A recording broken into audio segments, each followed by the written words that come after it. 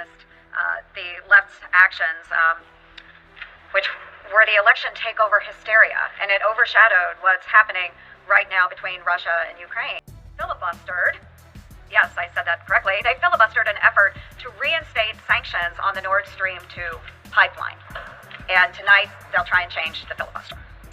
This was actually a gift to Putin, their actions. It allowing the completion of the Nord Stream 2 pipeline gives Russia a very powerful means to isolate our democratic partner, Ukraine. Ukraine's military.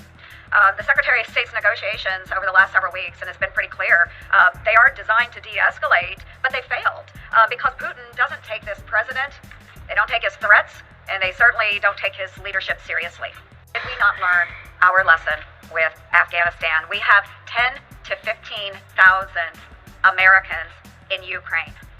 10 to 15,000. And what I haven't heard from this administration is what are we doing for Americans that live in Ukraine? Again, have we not learned our lessons from Afghanistan? And as my colleagues have stated, once they have pushed on an invasion into Ukraine, it's over. Lives have already been lost. On this because he's got his own legislation.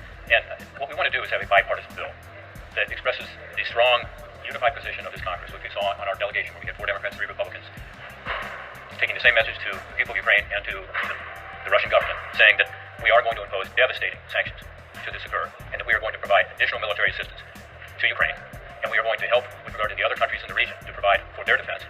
And all of this, is something that we agree with on a bipartisan basis. Working will change. And it's late.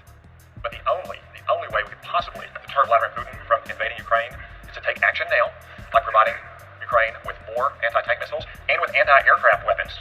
Defensive weapons that would not be used offensively would only be used against Russia if Russia chooses to invade.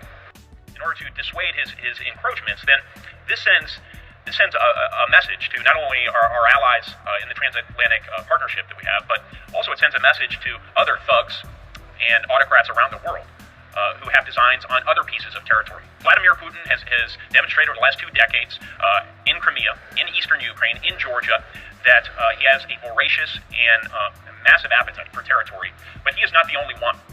If the United States does not stand firm at this moment in time, in this place, and in this situation, then we could see encroachments that will impact our commerce, our way of life in the future. Showing the world that they didn't learn any lessons from 2014. The first thing, and I want to underscore this for people who are listening around the world, and that is this country, our Congress, the administration, are unified in their opposition to what Russia is doing. That the consequences will be devastating. We are united in our opposition to what Vladimir Putin and Russia, the country. I think that was the message coming out of the classified meeting we had.